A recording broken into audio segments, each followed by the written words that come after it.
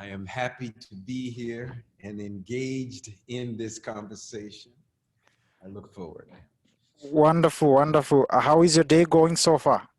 It's going good. I mean, I just had one very interesting conversation and debate around the restitution of African objects from the British Museum with a bunch of people. This is the whole world of Zoom. And so I'm happy to be here and looking forward to this conversation. If you send me the links, I'll put them on all my social media and people can sign in to your channel now. Wonderful, wonderful. That is great. Let me do that real quick. I'll get to do that. Now, so I do have a couple of questions for you with regards to the book and with regards to this work, but I just do want you to briefly talk about something before that. I've been looking at your CV and I saw that you in 2002, you became the founding director of the African Studies Program, as well as the Center for African Studies at the University of Pennsylvania. Can you just briefly talk about the African Studies Program, as well as the Center for African Studies Program at the University of Pennsylvania? What does it offer and how are the programs structured? So at the University of Pennsylvania, I became the director of African Studies at the University of Pennsylvania. And there it's you have to gauge in the US the political climate of these places and how better to promote understanding of African people all over the globe and the way the world is dealing with us. So how do we do that? Now, part of the problem is that universities are Eurocentric institutions.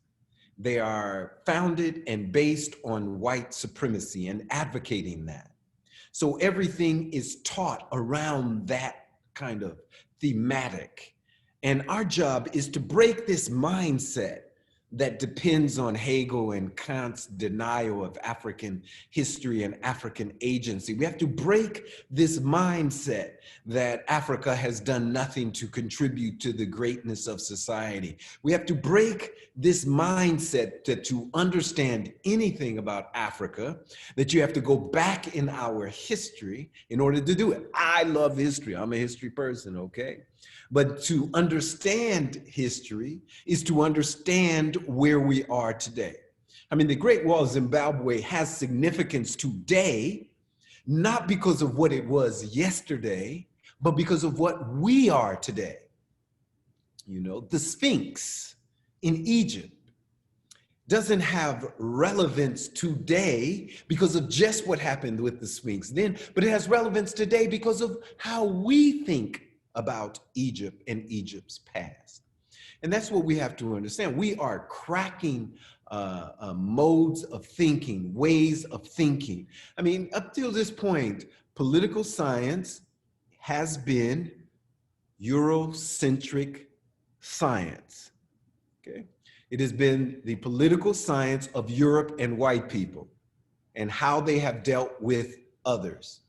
Sociology, the same. All of these disciplines, sociology, political science, anthropology, history, philosophy, biology, chemistry, electrical engineering, all of them come out of this racist institution, okay, called the university. The university has never been universal. That's the problem with the university. So these disciplines come and get created, most of them, at the turn of the 19th into the 20th century. That's when you get the creation of anthropology, political science as we know it, and archaeology as we know it, so-called literature or English or whatever, French as you know it. All these subjects are being formed in a space that is fundamentally Eurocentric, that is, it is fundamentally Western, that is, it is fundamentally oriented towards what we might call as people who think of themselves as white. And this is a fundamental problematic. So at the University of Pennsylvania, when I was selected as the Director of African Studies in 1999, I told my colleagues, I said, we have to save the teaching of Africa here, and we have to make sure that everybody is teaching about Africa. What kind of world is this where people think they can teach political science and not talk about Africa? That they can teach sociology and not talk about Africa, that they can teach economics, and the only time they talk about Africa is when they're talking about this place which needs development and we need to help it. Now, Africa has a lot of problems, okay? But the one problem we do not have is a lack of initiative and drive. We have problems in terms of where we are. We have problems in how we got there. We have problems in conceptualizing who we are and our place on the globe. We have these problems in ways that other people don't have them. I'm sorry, but I just noticed my battery is running out of power and I need to get my power cord.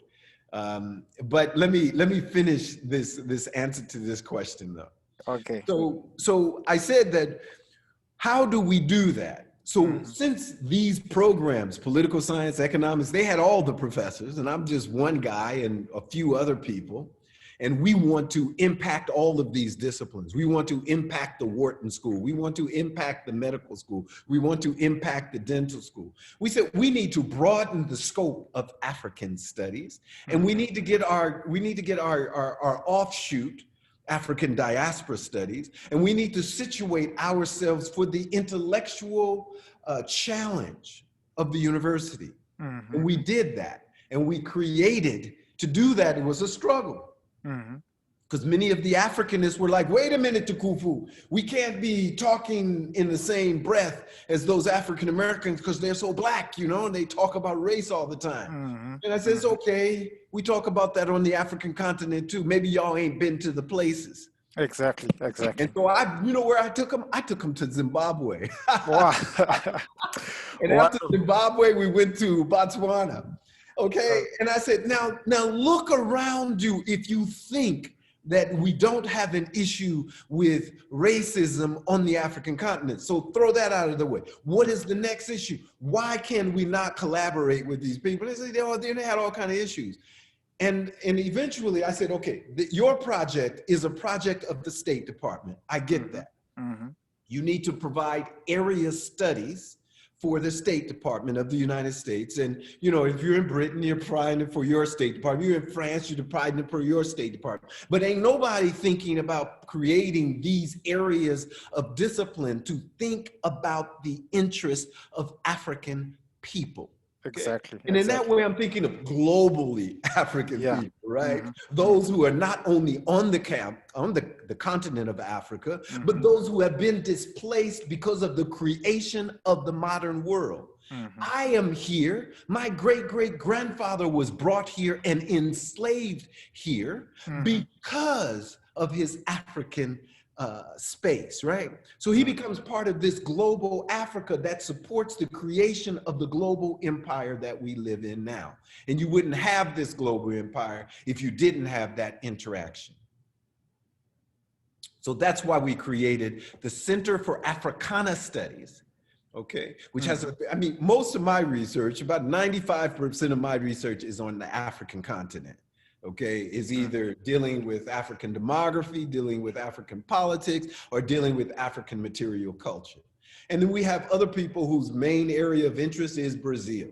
And we have other people whose main area of interest is this. But collectively together, we maintain a space for Africa and African intellectual development and prosperity. Now, I'm saying we have problems because many of the people who were in the old African studies and who were Africanists were against us doing it. And so they didn't want to come along with it. And now, as in many places, they're closing down African studies, right? And so we said, no, you cannot close African studies in this space because we are here. And as long as we are around, we will fight for African studies. We won't fight it. We won't fight for it in the same way that they fought for it, because we will fight for it in a way where African agency is up front, We will fight for it in a way where we're trying to re-grip our hands on traditions that come out of Africa and intellectual elaboration of those traditions in the rest of the world. And we will make those connections while still focusing, you know, essentially on our point of departure, which is the African continent. Wonderful, wonderful. I can bring you in if you still want to take the charger for the laptop. I understand that you had said your battery is going down. Yes. I can bring you in. I can bring you in just a couple of seconds. What do you want me to do? Yeah, so you can go and take it if you want to take it from somewhere.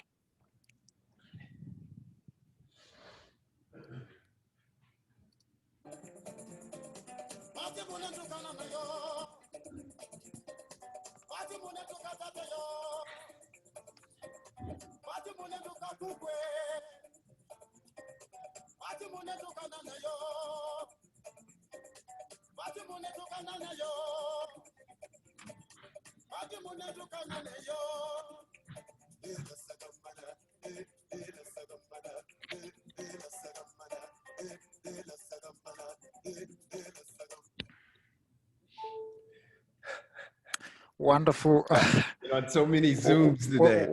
Welcome back. Welcome back. I understand that's the life. That's the life of an academic. You are always, you're always on the Zoom. You're always communicating, so as to get things done.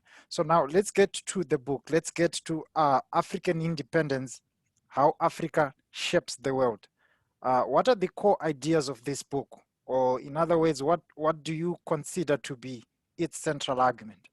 The central argument of this book is that the most important thing, political movement, to happen on the African continent in the 20th century is African independence. The African independence movement transformed the lives of Black people everywhere on the planet Earth. The narrative that we have had to confront is that we lack civilization. We lack the intellectual capacity to build history, to build societies. African independence confronted that and dispelled the myth that we, one, don't have a history of civilization, and two, we are not in this moment in civilization, but somehow needing to be developed in order to take part in civilization. And so we wanted to argue that not only has Africa been a part of civilization, a part of society, but Africa has shaped the world. It shaped the world first by creating humans. Okay? In the context of the independence movement, African independence challenged the idea of what does it mean to be a human? And what does it mean that Africans can run the administration of government? That Africans can create their own flags and fly them high?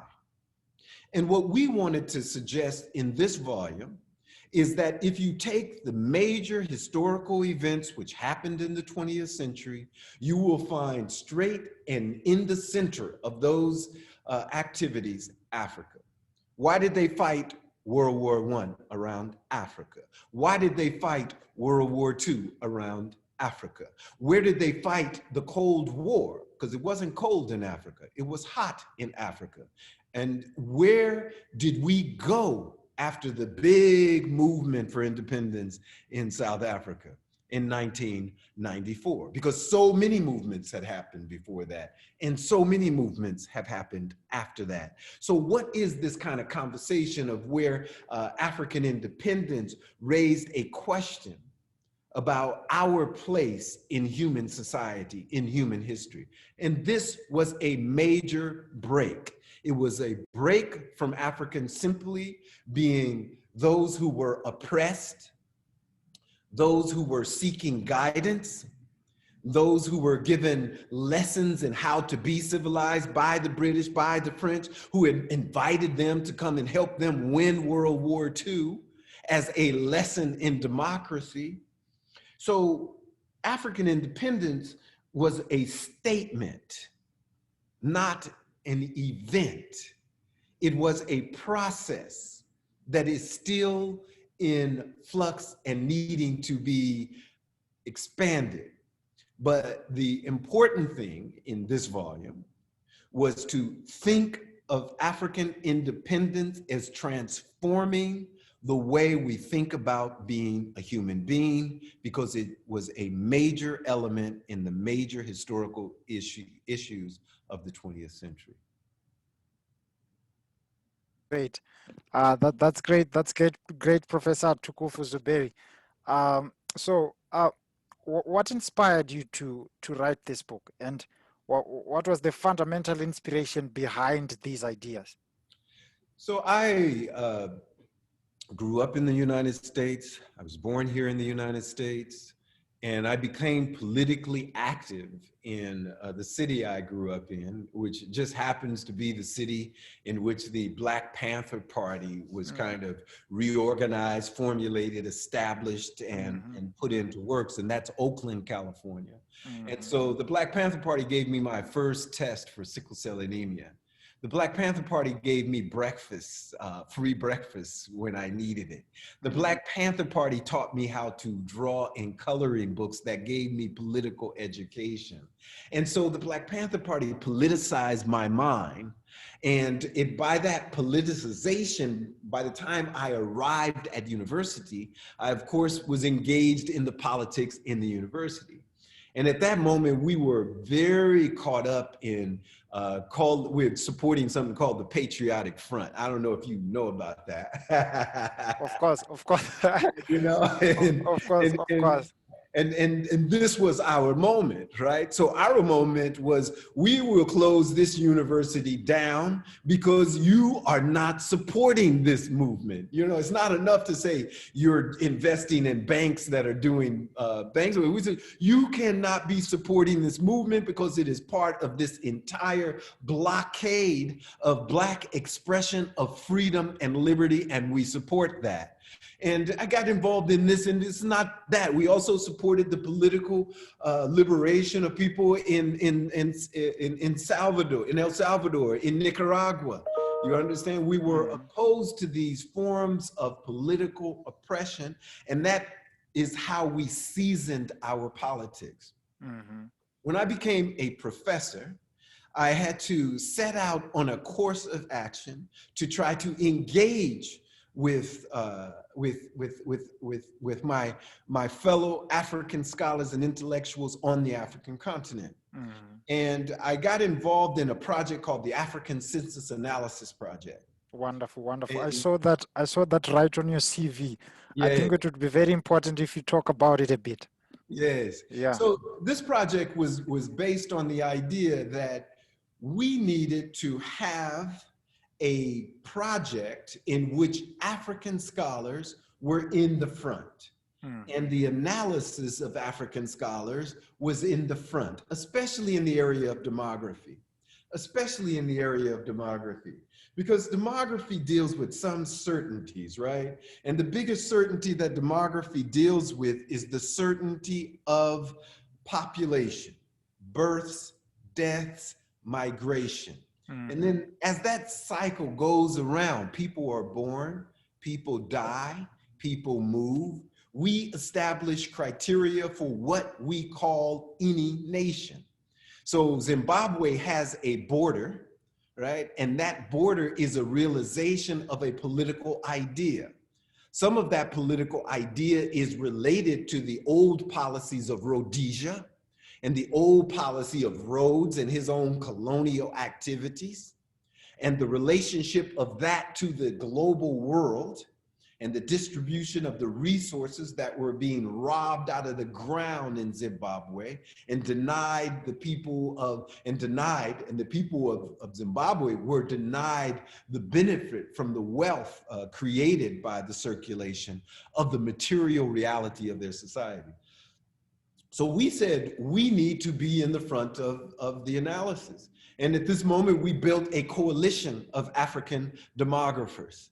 And this coalition of African demographers began a process of analyzing these data and publishing hundreds of articles and writing books about it. And the data that we collected were census data. So I came to Zimbabwe, for example, and I negotiated with the Zimbabwean government to contribute the Zimbabwean census to this project. I went to South Africa. I went to, and over about 35 of the African nations contributed their data. Mm-hmm. And we began a process of writing the books and writing the volumes, and it was an unprecedented coalition of scholars. Mm-hmm. And so, at first the foundations were happy to do it. When we started writing the books, they started saying, well, can you give the data and make it available to Europe? And I said, of course we will. Mm-hmm. Just as any other data set, it will be publicly available to everyone. And so we went about developing the process to make it a public data set. And then another group came along, and in a group based in the US, I won't mention their name, and they said, we're doing the same project. Well, the foundation stopped giving us money and started giving them money. And once they did that, because it was such a large project, we lost most of the funding. Oh. But we carried on, we created this data set. And we've been working with institutions to revive it. And, we've served as a repository for the historical data, and the project still continues to live in that context of giving it around. But the idea of this project is this: the integrity of the statistical imagination of the population of any African country should be coming out of that country. The demographers in Zimbabwe should be making those specifications and identifying what the issues are within their particular nation. They should not be set by some philanthropist outside of Africa. They should not be set by somebody saying, we're gonna fund this kind of research, so you do this kind of research, which is the way it is now. It continues that way. Is you have these external institutions which are setting the demographic agenda for the African continent, the research agenda that's taking place on the African continent. Whereas we were saying, we need to have a conversation about what the issues are on the African continent. Is there overpopulation? It's one idea, right? And there was one individual who was right over there in Tanzania named Chris Kamazura. Professor Kamazura came to me one day. He was doing some research at Penn, and he came to me and he said, I got this brilliant idea. He said, look at what's going on in the world. He showed me this chart, and I said, yeah, it's fascinating. Everybody knows this. And he said, yeah, but what this means is that the population growth in Africa is not a problem. The population growth in Africa is not a problem. It is a benefit to Africa and the world. Why is it seen as a problem? Because what they want to do is lock Africans geographically in a space and lock Africans economically and politically in a particular place for the world. But if you look at Africa's population as part of the human population, then this population growth that Africa is now experiencing is part of the fresh, necessary renaissance of African people. We don't have a population problem. We have a population solution for humanity. What needs to happen is a new conversation about demography, a new conversation about African populations, and that's what we wanted to initiate. So I end up writing this book as a response to that, the politics of this moment, because Africa is being treated as if it doesn't have independence. I mean, you have philanthropists sitting around thinking they know more about how to solve African problems than do Africans. And because they have billions, Africa needs to sit down and listen. Indeed, many scholars do, and that's what drives their research, is trying to get money in order to do the research. Exactly. But this is backwards and a corrupt way of thinking. So what we wanted to do was organize groups of Africans to do that research. We appealed to African governments to give those resources. We appealed to international agencies to give those resources. And at the end of the day, the project was way before its time. And still today, demography continues to be done the same way. You have the voiceless and those who have been corralled by the exigencies of living eating and feeding their family. So the only place they can find those resources is by doing the research that is mandated from outside of their context, outside of their situation. The greatest denial of African agency is this establishing of the intellectual agenda. You can't have your intellectual agenda established by individuals who are not part of you. If they don't call themselves you, then they shouldn't be telling you what to set as your agenda. Exactly. They shouldn't be setting any agenda. They shouldn't be creating a roadmap of how things must be done. Yes. Wonderful. But that's what we have. That's what they're doing. Exactly. That's how the system is wired to benefit a certain class at the expense of the other. Thank you very much for that, Professor Tukufu Zuberi.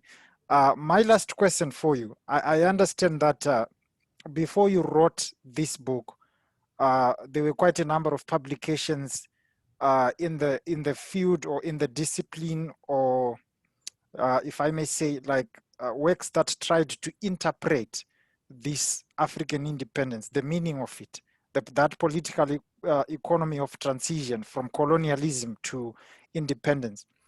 What can you say about your book in particular? What contribution does it make to that already existing body of literature? How does it challenge, let's say, conventional interpretations or complement those that are already in existence? So when I do my work, the first people I listen to are the people I'm doing the work on.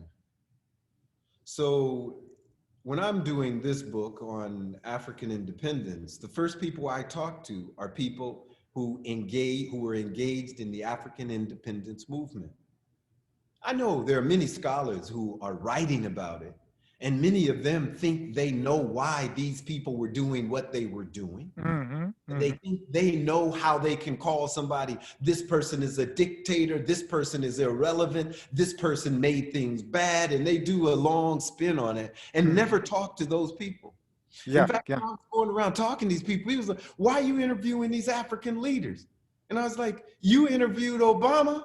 These people have killed people. And I said, the U.S. military, you think they kill people? It kills people. The U.S. military kills. Yeah, they work for Obama. Okay? Now, I ain't got no grudge against Obama because he was the president of the United States. And so he had to do the bidding of the United States. It's very important to understand. He wasn't the president of Black people. He wasn't the president of Kenyans. He wasn't the president of the Black world. He was the president of the United States of America. So in some sense, the distinction of my book is to actually talk to those leaders about their statecraft, right? And to allow that to move me, rather than just taking the greatest theory on why Africa needs to be decolonized, right? Why necrophilia is the thing, or why post-colonialism is the thing, or why post this or post that, or the Afro this or the Afro that, is to say, what do you think is the issue? Because my first title for the project was Africa and the World. It is through talking to these people who engaged in this movement of bringing independence to Africa that they said, hey, independence, independence. Independence. This movement transformed the situation. Before African independence, we couldn't talk about these things. And if you want to see it, you can get a country like South Africa, where you got people who think the first independence movement in South Africa was this movement by the Boers, right? They think the most significant thing to happen was the Great Trek. Do you understand? And they think that the narrative should be told based on the stories about these people. Well, I wanted to re-kick the narrative and say, let me tell the narrative from the vantage point of these individuals who have been at the nib of the struggle, who have been on the playing field where they have political power internally, but have to deal with the international forces. Because it's not so easy to tell the United States, go. It's not.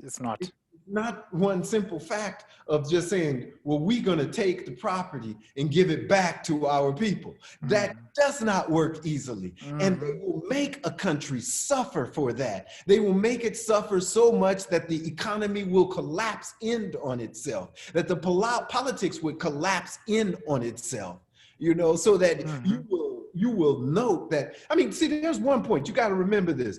Mugabe at one point was for us the same as Nelson Mandela. Do you understand that? Exactly. I mean, we didn't see this difference which evolved as a consequence of political acts which happened inside of Zimbabwe and the politics of what was going on in Zimbabwe, but also the political climate outside of Zimbabwe and the politics of that. And who at what point was going to support which movement was coming next, and where did that situate us in terms of understanding the connections between African nations and how we forge a future which embraces the new globalism, embraces the new internationalism, and situates Africa to be one of the voices in that.